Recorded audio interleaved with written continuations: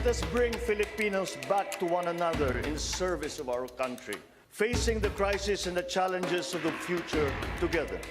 An unassailable landslide victory. Landslide. Landslide. Landslide victory. The Filipino people have spoken. Ferdinand Bongbong Marcos Jr.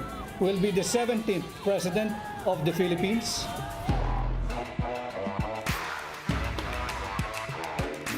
Anyone who knows the history of the Marcoses in the Philippines will be flabbergasted at this turn of events. He is the son of probably the most famous and maybe infamous dynasty in Philippine politics. This is my son, Ferdinand Marcos Jr.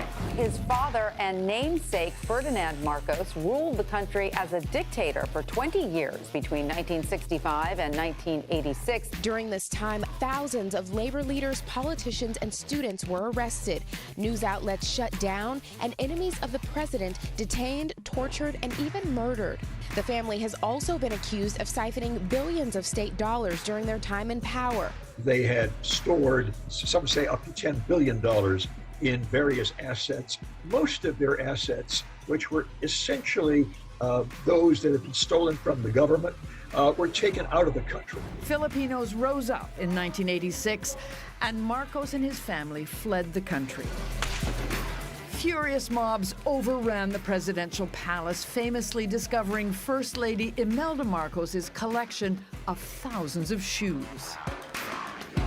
But somehow they've managed to sort of romanticize that era. His people have effectively used social media to sort of erase the blemishes, if you will, on the Marcos name and to build his father up as one of the great leaders of the Philippines. It managed to convince people that it was actually a golden era of stability and security. This election is a test of the hold of truth on reality in the Philippines. This country shows you the impact of disinformation. I never in my life thought that I'd be living in another Marcos presidency. BBM!